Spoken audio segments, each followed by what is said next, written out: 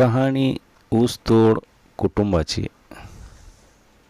सासनूर एक गावात एक गरीब साधे कुटुंब राहत होते.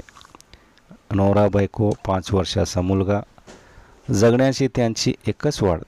त्यांना ठाऊक होती ऊसतोड.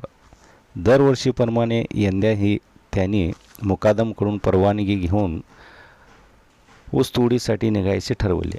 काम सुरू झाले, पण नशिबाने साथ दिली नाही. मुलगा अचानक आजारी पडला. काळजीने हैराण झालेले आईवडील मुकादमकडून 10,000 रुपये घेऊन शहरात दवाखान्यात गेले. देवाच्या कृपेने इलाजाने मुलगाच बरा झाला, पण कर्जाची साखळी सुरू झाली. परत थोड्या दिवसांनी बैलजोडीतला एक बैल आजारी पडला. काम थांबला.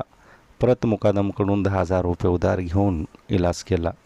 ते बरा झाला. दिवस जात होते, कष्ट वाढत होते आणि कर्जही वाढत होते. हळूहळू 30,000 रुपये मुकादमचे फेडले, पण अजून 20,000 रुपये राहिले. इतक्यात ऊसतोडीच्या कामाच्या वेळी बायकोच्या पायाला दुखापत झाली. पुन्हा शहरात दवाखान्यात इलाजासाठी जावे लागले. त्यासाठी पुन्हा मुकादमकडून 20,000 रुपये घ्यावे लागले. उपचार झाले, ती बरी झाली, पण आयुष्याची झुंज अजून कठीण झाली. ऊसतोड सीझन संपला, पण कर्ज संपला नाही. 20,000 बाकी राहिले. मुकादमला विनंती करून पुढच्या ऊसतोडी सीझनला फेडण्याचे अटीवर असे ठरवून ते कुटुंब गावाकडे परतले. गावामध्ये शेतमजूर, रोजदारीवर अशी कामे सुरू केली.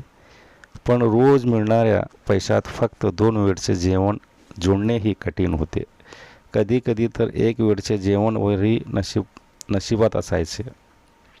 त्यांच्या आयुष्यात स्वप्न मोठी नव्हती, न मोठी अपेक्षा, फक्त एक संघर्ष. आज 2 वेळचे जेवण कसे मिळवायचं?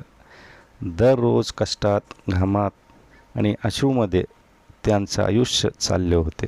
जगणे म्हणजे संघर्ष आणि संघर्ष म्हणजे जगणे. ही आहे ऊसतोड कामगाराची खरी कहाणी, जिथे प्रत्येक दिवस नवी परीक्षा असते आणि प्रत्येक घास हा मेहनतीचा असतो.